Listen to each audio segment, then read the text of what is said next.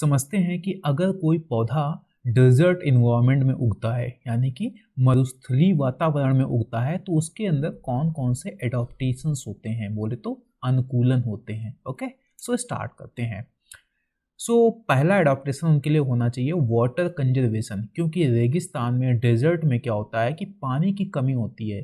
तो इनके अंदर ये एडॉप्टेशन होना बहुत ज़रूरी है जिससे कि पानी को बचा सकें, ठीक है ना। तो उसके लिए इनमें क्या होता है, पहला सकुलेंट लीव और स्टेम टू स्टोर वाटर। इनकी ये जो पत्तियां होती हैं ना, आपको नजर आ रही हैं, ये काफ़ी मोटी मोटी होती हैं जिससे क्या होता है कि ये इन पत्तियों में पानी को स्टोर कर पाते हैं। तो ये पहली चीज हो गई। दूसरा, thick waxy cuticles on leaves to reduce water loss through the transpiration. Transpiration को हिंदी में क्या बोलेंगे, वाष्पोत्सर्जन, ठीक है ना। तो होता क्या है, इन पत्तियों से क्या होगा, पानी जैसे जब सनरेज आएंगी, सूर्य की किरणें पड़ेंगी तो पानी इनसे क्या होगा, वाष्पोत्सर्जित होगा, ट्रांसपायरेशन होगा, ठीक है ना। उसको बचाने के लिए जो सबसे पत्तियों की जो सबसे ऊपरी परत होती है, ठीक है ना, जिसको क्यूटिकल हम बोलते हैं, वो क्या होती है, थोड़ी मोटी होती है, ठीक है ना, और वैक्सी होती है। जिससे होता क्या है कि मोटे होने की वजह से जो पानी का जो लॉस होता है वो कम होता है, ठीक है ना। तो ये दूसरा एडाप्टेशन हो गया। तीसरा, चूंकि पत्तियों से वाटर जो लॉस होना, इसकी पॉसिबिलिटीज काफ़ी ज़्यादा होती है क्योंकि पत्तियां थोड़ी बड़ी भी होती हैं, ठीक है ना, देखो कितनी साइज में बड़ी हैं, और सनरेज इसमें मैक्सिमम पड़ती है। ओके, तो होता क्या है कि ये जो पत्तियां होती हैं कुछ पौधों में, ये तो बहुत छोटी हो जाती हैं, ठीक है ना, या फिर पत्तियां गायब भी हो जाएंगी, सीधे कांटों में बदल जाएंगी, ठीक है ना, यानी रिड्यूस्ड लीफ और no leave to reduce water loss. जैसे नागफनी में देख रहे हो, पत्तियां सीधे सीधे छोटी होकर एकदम कांटों में बदल गई, तो अब क्या होगा, वाटर लॉस बहुत कम होने वाला है। ओके, तो ये है हमारे पास 3 एडाप्टेशन वाटर को कंजर्व करने के लिए, पानी को बचाने के लिए। आगे समझते हैं रूट एडाप्टेशन। अब पानी बचाना है तो एक बात है, लेकिन पानी होना भी तो चाहिए, ठीक है ना। तो उसके लिए क्या करती हैं, पहली चीज, long tap roots to reach deep underground water source. क्योंकि रेगिस्तान में क्या होता है, पानी काफ़ी गहराई में होता है, ठीक है, नमी जो होती है काफ़ी गहराई में होता है, तो ये जो जड़ें हैं काफ़ी नीचे तक जाती हैं, वही लिखा हुआ है लॉन्ग टैप रूट्स, ठीक है। तो एक तो ये होता है कि कुछ पौधों की जड़ें बहुत गहराई तक जाती हैं, लेकिन एक चीज़ और भी है, shallow and widely spreading roots to quickly absorb rainfall। अब ऐसा तो नहीं है कि जो रेगिस्तान है या डेजर्ट है वहाँ पर बारिश होती ही नहीं है, होती है, यानी कि कम होती है, ठीक है ना, यानी 25 सेंटीमीटर या उससे कम होती है बारिश। तो होता क्या है, जब भी बारिश हो तो पौधों के अंदर ये अडॉप्टेशन होना चाहिए कि जैसे ही बारिश हो मैक्सिमम वाटर को तुरंत ही क्या करें, एब्जॉर्ब कर लें, सोख लें, जो भी धरती पर आया है।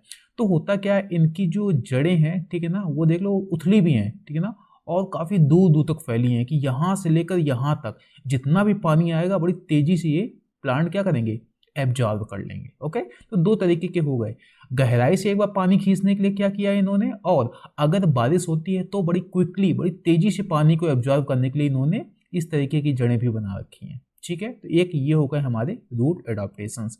आगे समझते हैं रिप्रोडक्टिव एडाप्टेशन, ठीक है ना। अब होता क्या है कि जो रेनी सीजन होता है, रेनी पीरियड होता है, बहुत ही छोटा होता है। ओके, और रेनी पीरियड में ही क्या होता है, यानी जो बारिश का मौसम होता है, यही एक जो फेवरेबल कंडीशंस देता है, ठीक है ना, जिससे कि प्लांट ग्रो कर सकें, बीज से पौधे आ सकें। तो होता क्या है कि ये पौधे, कुछ पौधे ऐसे होते हैं जो बड़ी तेजी से ग्रो करते हैं, ठीक है ना, ऐसे होते हैं जो बड़ी तेजी से ग्रो करते हैं और रिप्रोडक्शन करते हैं, ठीक है ना। जिससे होता क्या है कि ये अपनी जो लाइफ साइकिल को मेंटेन कर पाते हैं, जैसे कि जैसे ही बारिश आएगी ये तेजी से ग्रो करेंगे, रिप्रोड्यूस करेंगे, और जैसे ही रेनी सीजन खत्म होगा फिर से सीड के रूप में क्या करेंगे, वो बने रहेंगे, ठीक है ना, किसी भी तरीके सीड या किसी और तरीके से बने रहेंगे। यानी जो ग्रोथ होगी वो कब, किस सीजन में होगी, बेसिकली रेनी सीजन में। ओके, इसके अलावा कैसे होते हैं, some plants produce seeds that remain dormant until there is sufficient rainfall. रेगिस्तान में क्या होता है, बारिश होती है काफी कम, ठीक है ना, तो कुछ प्लांट ऐसे होते हैं कि ऐसे सीड्स को, ऐसे जो बीज होते हैं, ठीक है ना, उनको प्रोड्यूस करते हैं जो डॉर्मेंट बने रहेंगे, ठीक है ना, यानी कि उससे पौधा नहीं निकलने वाला है, ऐसे ही पड़े रहेंगे, ऐसा लगेगा कि ये डेड हो चुके हैं, लेकिन वो डेड नहीं होंगे, ठीक है ना। वो जो बीज के अंदर जो भी एक्टिविटीज होती हैं वो एकदम मिनिमम लेवल पर पहुंच जाएंगी, ठीक है, लेकिन जैसे ही बारिश आएगी, ठीक है ना, यानी सफिशियंट रेनफॉल होगा, तुरंत वो ग्रो कर जाते हैं, ठीक है ना। तो दो तरीके से हैं, एक तो वो होता है जो बड़े शॉर्ट टाइम में ग्रो करके खत्म हो जाते हैं, और दूसरे वो होते हैं कि वो ग्रोथ यानी वो लगातार ग्रो तो करते हैं, लेकिन जो सीड्स होते हैं उनको डोरमेंट स्टेट में रखते हैं जब तक कि बारिश नहीं होती है, ठीक है ना। तो ये हो गए हमारे रिप्रोडक्टिव एडॉप्टेशंस। आगे समझ लेते हैं एडॉप्टेशंस टू हाई टेम्परेचर। आपको पता है जो रेगिस्तान में 50 डिग्री 55 डिग्री सेंटीग्रेड ऐसा तापमान पहुंचता है, ठीक है ना। तो होता क्या है कि अब इससे भी तो एडॉप्टेशन करना पड़ेगा, अनुकूलन करना पड़ेगा, ठीक है ना। तो इनकी जो पत्तियां होती हैं कुछ तो ऐसी होती हैं हेरी होती हैं और कुछ स्पाइनी होती हैं इस तरीके से, ठीक है ना, या फिर कुछ हेरी होती हैं। उससे फ़ायदा क्या मिलता है कि जब यहाँ छोटे छोटे रोए टाइप की जो पत्तियों में एक रोए टाइप के होंगे तो होगा क्या कि जो छाया होगी, ठीक है ना, जो पत्तियों की जो सॉरी जो सनलाइट हो, जो सूर्य की किरणें हैं वो सीधे पत्तियों की सतह पर नहीं पहुंच पाएंगी।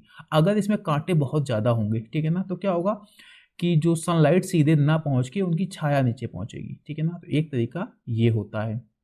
दूसरा, some desert plants open their stomata only at night to reduce water loss during the day. अगर दिन में जो हमारे गैसों का आदान प्रदान करते हैं, ठीक है ना, तो होगा क्या कि वाटर लॉस बहुत हो सकता है। तो क्या होते हैं कुछ पौधे ऐसे होते हैं जो सिर्फ रात में ही स्टोमेटा खोलते हैं, ठीक है ना, जिससे क्या होता है जो वाटर लॉस होता है उसको कम कर सकते हैं, ठीक है ना। तो ये हो गए हाई टेम्परेचर के लिए जो एडाप्टेशन होते हैं। आगे समझ लेते हैं सैंड एंड विंड, ठीक है ना। आपको पता है रेगिस्तान में हवाएं भी काफ़ी तेज चल रही होती हैं और बालू भी काफ़ी होती है। तो उसमें क्या एडाप्टेशन करते हैं कि इनकी जड़ें काफ़ी गहराई तक जाते हैं, जिससे कि ये मजबूती से बालू यानी ऐसी मिट्टी जो बलुई टाइप की होती है या फिर बालू होती है वहाँ भी ये सर्वाइव कर पाते हैं, क्योंकि गहराई तक चले जाते हैं, ठीक है ना, और स्टेबल बने रहते हैं, ठीक है। इसके अलावा चूंकि हवाएं भी काफ़ी तेज चलती हैं, सो लीव्स और स्टेम दैट आर राउंडेड और flatten to minimise the wind resistance, ठीक है ना। जैसे मान लो हवा काफ़ी तेज चल रही है तो ये जो इनके तने होंगे या पत्तियां होंगी वो राउंड शेप में हो जाती हैं, ठीक है ना। तो जिससे क्या होगा जो विंड का रेजिस्टेंस है वो काफ़ी कम हो सके। जैसे यहाँ पर देखो फ्लैट हो गई हैं, ठीक है ना, तो विंड के रेजिस्टेंस को रोकने के लिए ऐसी पत्तियां हो जाती हैं या फिर तने इस आकार में हो जाते हैं, ठीक है ना। तो ये हो गए सैंड में जो एडॉप्टेशन होना चाहिए वो बता दिया और विंड के लिए जो होना चाहिए वो बता दिया। तो ये थे कुछ हमारे बेसिक एडॉप्टेशंस।